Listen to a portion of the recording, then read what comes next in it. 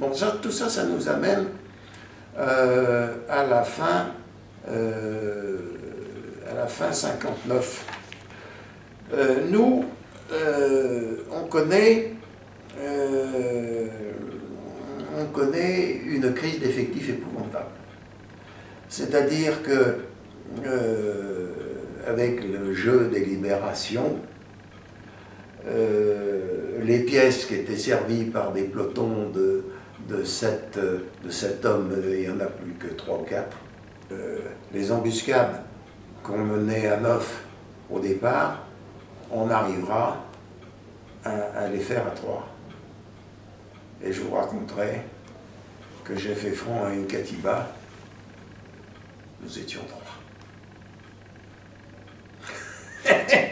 Ils avaient créé sur la frontière, pour la première fois, un poste central de tir qui coordonnait les tirs de 2 batteries. On avait une organisation extrêmement bizarre. On avait 2 batteries qui avaient des emplacements normaux. Et puis, on avait une batterie qui ne bougeait pas, mais qui avait des sections qui, au lieu d'avoir 4 pièces, on avait, je ne sais plus combien, je l'ai noté sur une carte, un nombre considérable, mais ça ne bougeait pas, ça. Il n'y avait d'ailleurs pas les véhicules pour bouger tout ça, et pas le personnel. Et bien entendu, c'était une caractéristique de l'artillerie en Algérie, des tirs préparés. C'est-à-dire que jamais ça tirait le jour, très rarement le jour, parce qu'il fallait surprendre un mouvement du FLN, mais par différents moyens, et notamment les radars, ils se rendaient compte qu'ils se déplaçaient la nuit à tel endroit, et à ce moment-là, ils déclenchaient leur tir préparé. Et alors, la dotation normale, c'était des obusiers 105 HM2 américains, mais pour cette batterie qui est anormale, il y avait des HM2, mais il y avait des 105 longs 36 dont il fallait serrer des boulons chaque fois qu'ils avaient tiré 2 coups. Il y avait, et il y a même eu des canons de 75, modèle 98. Hein? Alors, un beau jour, donc, un soir, on me dit, gamin, vous partez demain au Fechtakouk. Et qu'est-ce que je vais y faire? Écoutez, quand vous serez sur place, vous verrez très bien ce que vous devez y faire. Néanmoins, ça pose un problème. Parce que vous allez trouver des sous-officiers qui sont du même niveau que vous. Mais on veut que ce soit vous qui preniez les choses en main. Donc on va vous donner une lettre de commandement. Vous donnons le pas sur tout le monde, sauf sur le capitaine qui est là. Bien. Je pars le lendemain. Après quelques péripéties, c'était quand même en montagne. Hein. Pas une montagne élevée, mais on avait passé des gorges et c'était suffisant pour qu'il fasse froid, pour qu'il neige.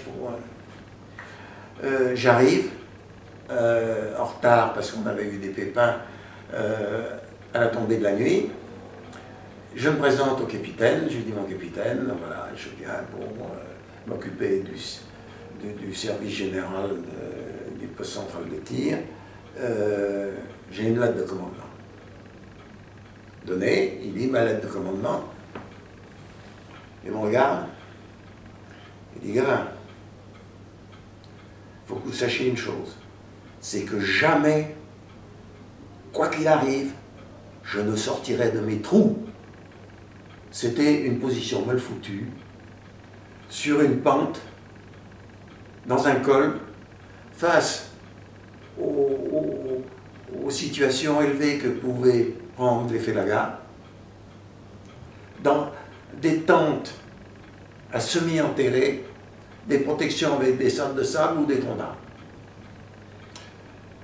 Donc, jamais je ne sortirai de mes trous. Quoi qu'il arrive, c'est vous qui commanderez sur le terrain. Bien, mon capitaine. Mais je veux être tenu au courant de tout ce qui se passe. Bien, mon capitaine. Un capitaine C'était ces capitaines qui foutaient rien. Hein. Pour vous dire le genre, un jour, je vois qu'il passe la tête de son trou et qui crie « Esclave, esclave, esclave !» Je vois arriver son chauffeur en petite foulée, je laisse faire. Quand c'est fini, j'appelle le chauffeur, ça signifie cette histoire, puis il l'appelait esclave. Il me dit « Margie, il a fait ses besoins dans une boîte de conserve, c'est pour que j'aille vider la boîte de conserve. » Voilà.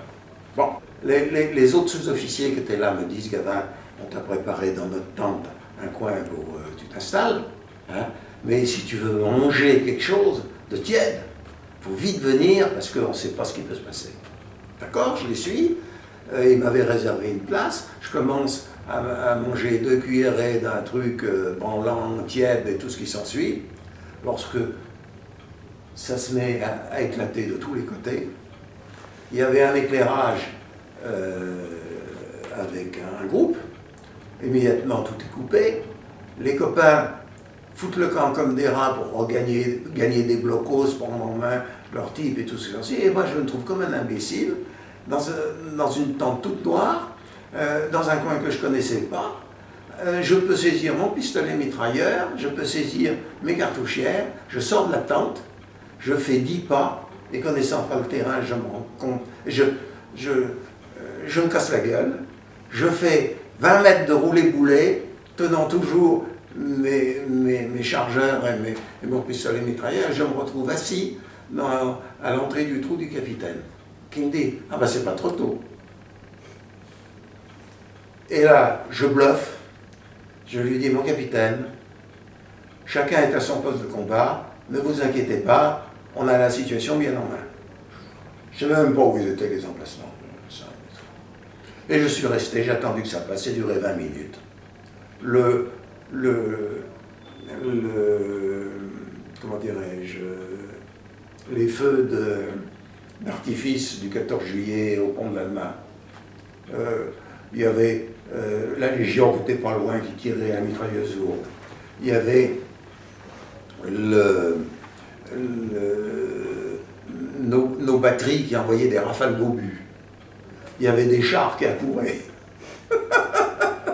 Eh bien, j'ai attendu ça passe, hein, parce que j'ai dit ça va. Hein. Et puis le lendemain, j'ai rassemblé tout le monde, il y avait une trentaine de gars. J'étais dans un été locteux, à moitié bouffé par la vermine, famélique et tout ce qui s'ensuit. Je m'étais fait expliquer par les copains la situation. Il y avait un sous-officier de carrière qui était là, sans doute originaire du Périgord, et sa seule préoccupation, c'était de se faire construire une baraque en pierre plate, vous savez, une baraque de berger, je ne sais plus, ça a un nom. Hein. Bon. Alors la baraque était presque terminée. Le tout, la position, il y avait 25 à 30 cm de boue, enfin quelque chose d'affreux. Le gars qui faisait la tambouille, il faisait la tambouille dans un trou avec 30 cm d'eau. J'ai dit, bon, c'est ça qu'il voulait dire, vous saurez ce que vous avez à faire. Alors, qu'est-ce que j'ai? Ben, j'ai pris les choses en main. Alors, je leur ai dit, je vais vous mettre au travail. Je vous demanderai beaucoup, mais en même temps, j'améliorerai votre sort. Hein? Alors, vous avez tout intérêt à m'écouter, à faire ce que je vous demande. Donc, les protections en tombarde, ils les avaient sciées pour chauffer. Donc il n'y en avait presque plus. Donc une équipe est allée scier des tombardes à quelques distances. La cuisine qui barbotait dans l'eau, ben je l'ai fait abattre, j'ai fait transformer, vider la flotte, etc.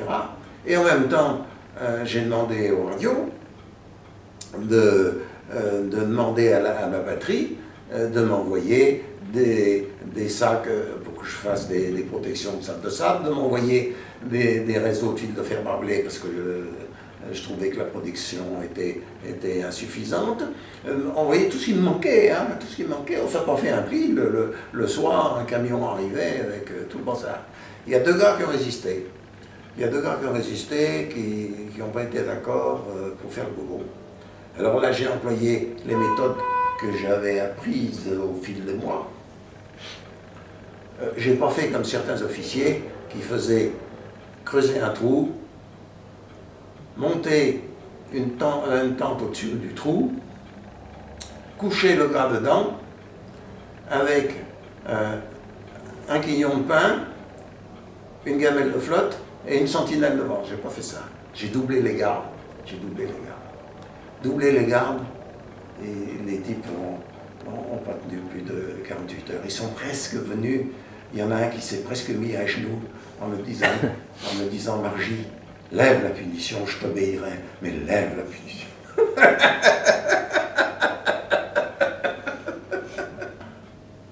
Un après-midi, j'étais là en train de regarder l'avancement. J'ai fait empirer des chemins en démontant la bicoque. J'ai fait empirer des chemins et tout ce qui s'ensuit. Un après-midi, j'étais en train de regarder l'état d'avancement des travaux, etc. Je vois passer devant moi un gars comme une fusée qui tenait son pantalon et qui plonge dans un trou. C'était un radio. Il y avait deux radios, mais on ne les avait pas mis ensemble pour pas, au cas où il n'y a pas qu'il y ait une destruction. Et le gars plonge la tête la première, je revois les deux godasses qui dépassaient dans son trou.